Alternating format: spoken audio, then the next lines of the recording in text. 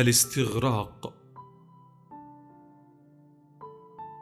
الاستغراق مشتق من الغرق، الذي يعني الغوص والغطس والانغمار، وهو الذهول والغياب عن النفس ونسيان الدنيا والتوجه بالكلية إلى الحق تعالى بعد تطهير القلب من هموم الدنيا، ثم الوصول في النهاية إلى الوجد والغوص في أعماق الحيرة والذهول، لدرجة أن السالك يغيب عن نفسه بمعنى ما، حيث يبلغ ولاية الحق ويلحق بالمشرفين بالخلوة الخاصة، ويتردد من المشاهدة إلى المحبة ومن المحبة إلى المشاهدة، وحين ذاك إما أنه يبتعد كليا عما سواه تعالى ويخرجه من قلبه ويقذفه،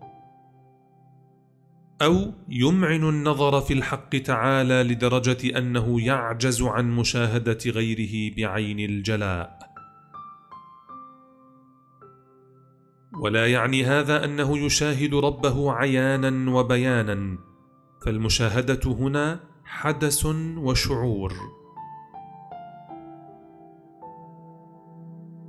وسالك كهذا يغرق بكليته في تلونات الجمع بالحدث والشعور الداخلي الذي يحدثه الفناء في الله، فلم يعد يميز بعد ذلك أي شيء على وجهه الحقيقي، حتى إن الذين بلغوا هذا الحال وذاقوه قد عبروا في بعض الأوقات عن استغراقهم بالوجود الإلهي بقولهم مثلا: أنا الحق، أو سبحاني ما أعظم شاني. وفي حقيقة الأمر فإن هذا فعل امتزاج الذوق والحال، ولكن كثيرا ما ظن التباسا أنه حقيقة.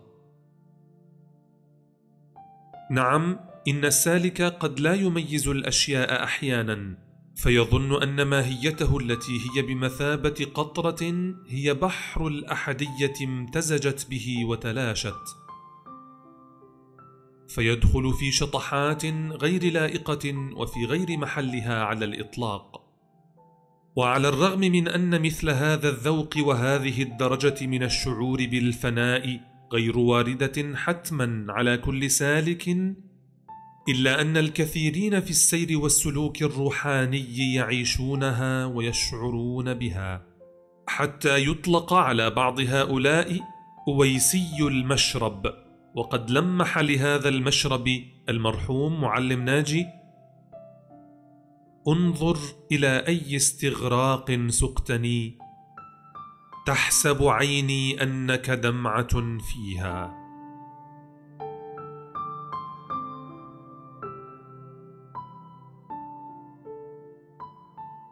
وللاستغراق مراتب ثلاث: المرتبة الأولى استغراق العلم في الحال، وهو أن السالك قد يعلم من حيث الابتداء بعض الأمور، ولكن لأنه لا يشعر بها شعورا تاما ولا يتذوقها، لا يكون مطلعا على حقيقة تلك الأمور كما ينبغي. أجل، العلم شيء ومعايشته والإحساس به شيء آخر. وفي حقيقة الأمر فالإيمان والمحبة والعشق والذوق الروحاني تبقى أمورا نظرية لا يمكن القول بمعرفة حقيقتها معرفة تامة حتى تصبح جزءا من طبيعة الإنسان. ومتى ما كانت هذه الأمور يستشعر بها في وجدان الإنسان ذوقا وكشفا، فإن الحال آنذاك يتغلب على العلم المجرد، فيضمحل العلم في الحال ويتلاشى. ويطلق على هذا أيضا العلم النبوي. وإطلاق العلم على هذا إنما هو باعتبار مبدئه، وإلا فهو من حيث الفعالية حال، ومن حيث المرتبة مقام.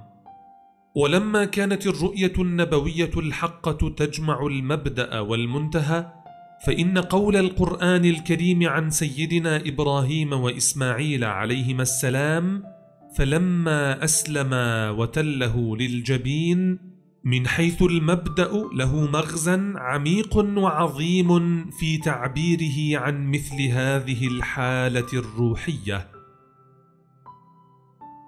ومن حيث المنتهى يتجاوز هذا الاستغراق استيعاب تصوراتنا ويفوقها. وإذا ما أردنا بسط الموضوع أكثر، نرى أن المقصود هنا هو الانتقال من العلم المجرد إلى الحال المستهدف بالعلم. هذا وإن أحوال المصطفين الأخيار ممتازة، مواضعهم رفيعة وسامية، فهم أعلى مكانة وأكرم شرفا من أن يضمهم المثل والأمثال.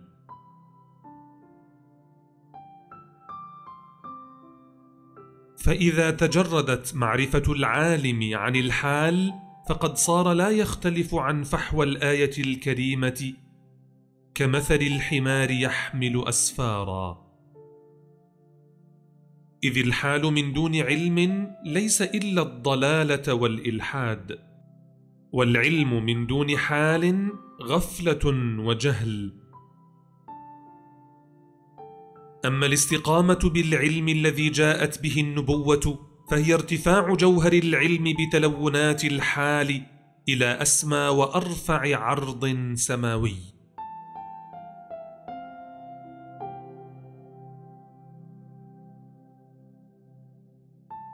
المرتبة الثانية: استغراق الإشارات في الكشف، حيث يتوجه السالك مع انكشاف حقيقة الذات الإلهية في الروح من أسماء الله الحسنى المقدسة إلى مرتبة الأحدية، أي إلى مرتبة إرسال الفياض المطلق سبحانه واردات خاصة بمستوى إدراك العبد. ففي هذه المرتبة تقطع الروح كلية علاقتها عما سواه تعالى، وتتوجه إلى الأفق الذي تشير إليه إبرة بوصلة القلب القيمة. فالسالك الذي فاز بمثل هذه الحظوة يلغى في نظره كليا ما في الأسماء من التباين، فيظهر كل شيء مستغرقا بأنوار الذات سبحانه، محتجبا بحجب الصفات. وإلى أن يبلغ السالك هذا المقام، يذكر الفياض المطلق بأسماء كثيرة كالجميل، الجليل، اللطيف، القهار وأمثالها، ويسلم نفسه إلى حياة منتشية بتلونات نور الذات سبحانه المنزه عن الكم والكيف، تاركا التمييز والتفريق من دون أن يظل تحت تأثير مشاعره وأحاسيسه.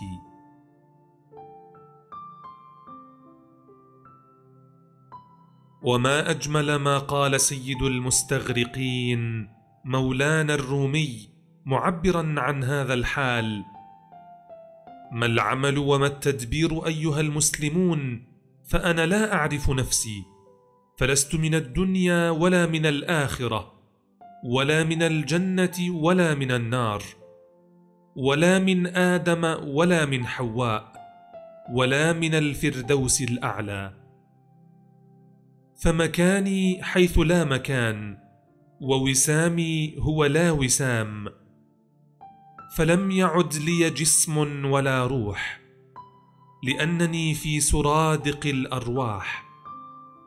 لقد أغمضت عيني فأنا أرى العالمين معا، أعرف الواحد، أقول الواحد، أطلب الواحد، أقرأ الواحد.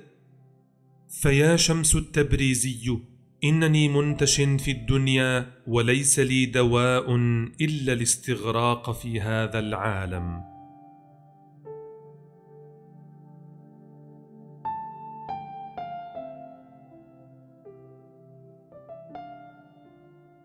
المرتبة الثالثة: استغراق الشواهد في الجمع، فهو الانسلاخ ذوقا وحالا من دائرة الأمارات والتجليات للصفات الإلهية، والانمحاء والاضمحلال في التجلي الأقدس للذات الإلهية المرموز له بحقائق الأول والآخر والظاهر والباطن، نظرا لتوالي أشعة أنوار الأحدية وعدم الشعور بشيء سوى النبع الأول. ويطلق على هذا الحال أيضا العودة إلى مقام الكنزية والرجوع إلى عالم الإطلاق.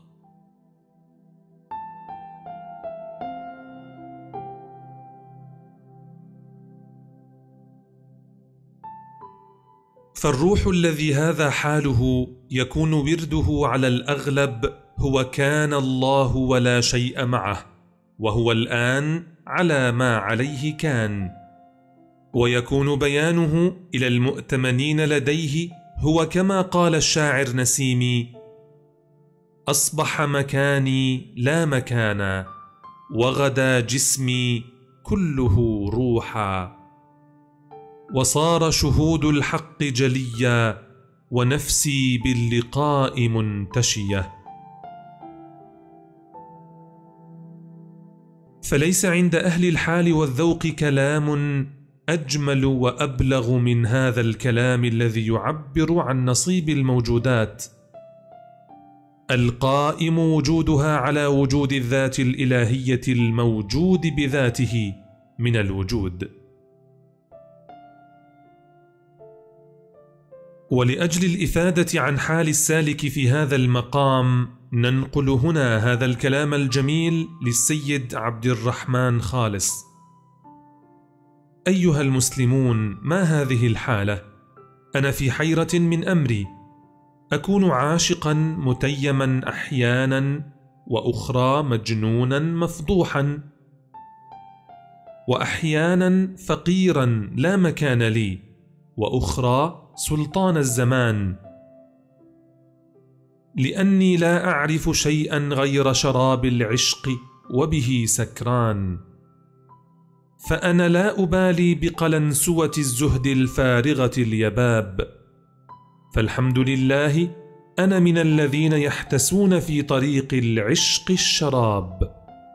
وبينما أتفوه بكلام ذلك الأوحد في ساحة الوحدة، لا رهبة لي من سلطان الزمان ولا ممن يلبسون الصوف.